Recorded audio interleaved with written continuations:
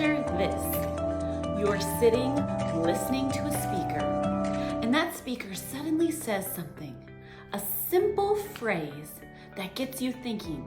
A simple phrase that makes you say, I need to write this down. And so you write it down.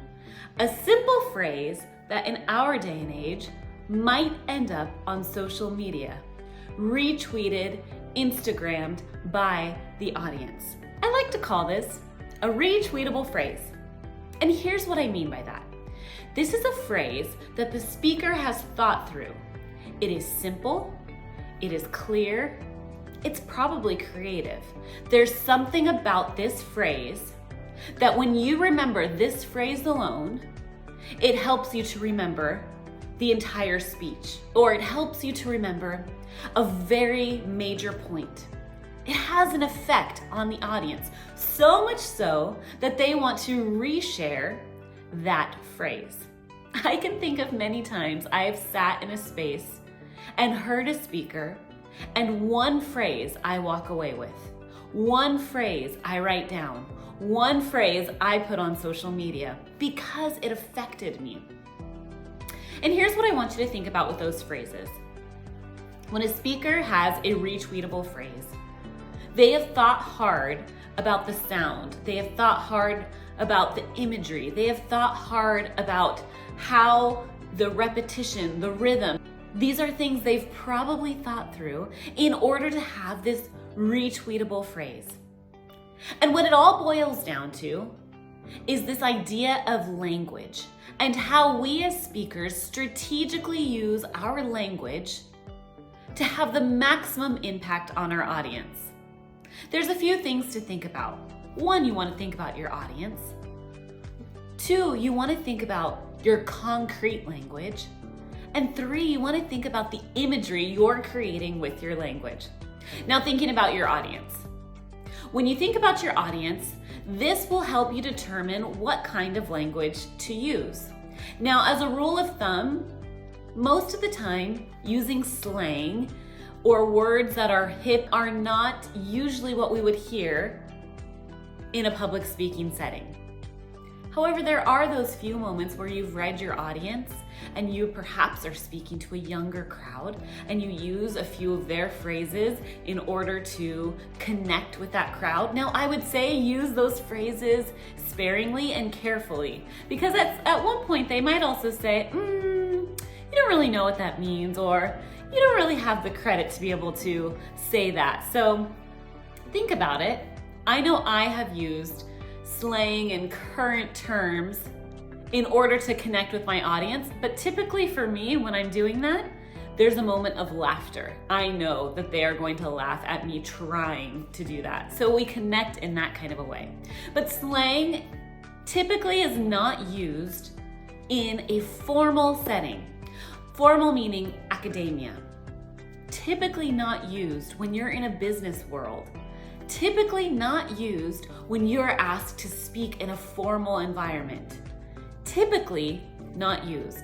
But I do use typically because there are those rare moments when you have thought of your audience and perhaps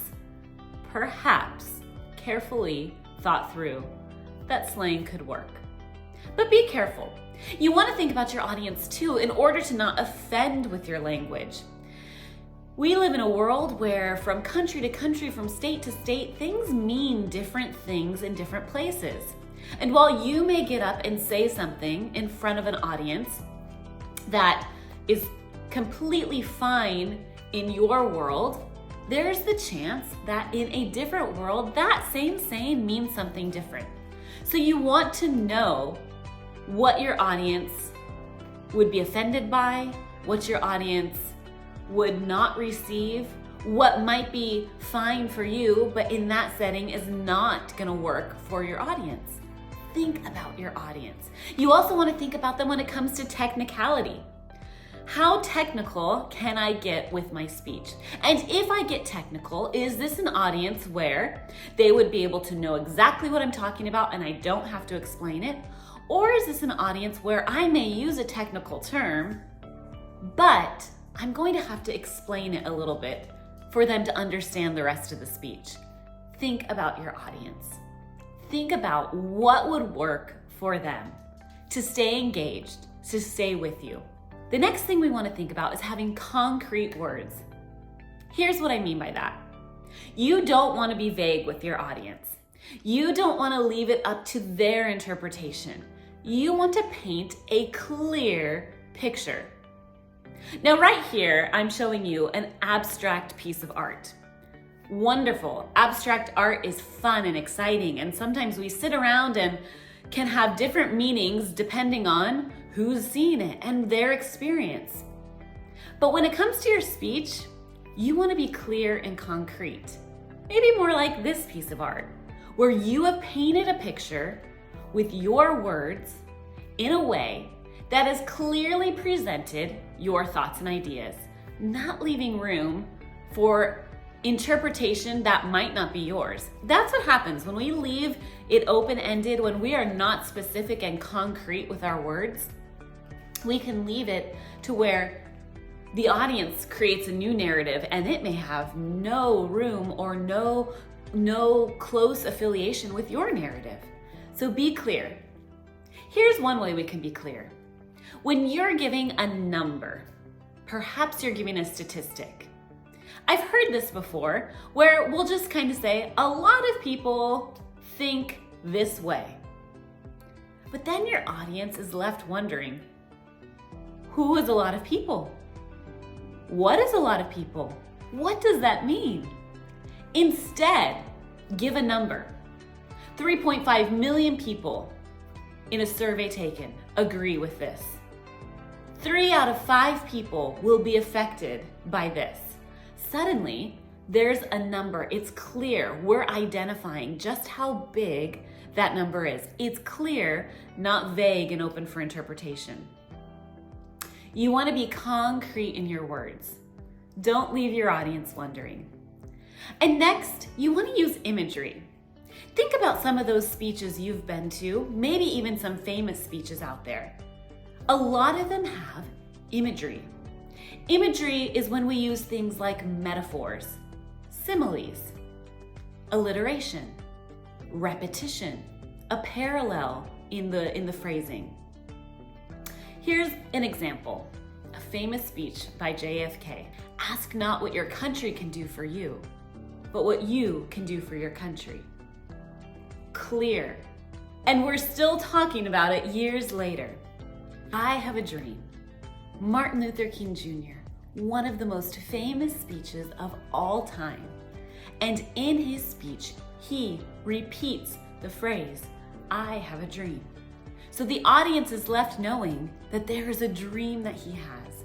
And we are still talking about that speech today. In fact, it's known as one of the most famous public speaking moments ever. I have a dream. He repeated the phrase. We can say, I have a dream, and know even the gist of what he was talking about. We can walk away knowing at least the idea. We may not be able to say it word for word, but we know what the dream is, right? So these are ways. Think about your speech. Strategically pick the language. Use imagery to paint the picture. Use imagery to paint the picture. Use concrete words to make it clear. And think about your audience and what wording would work for them.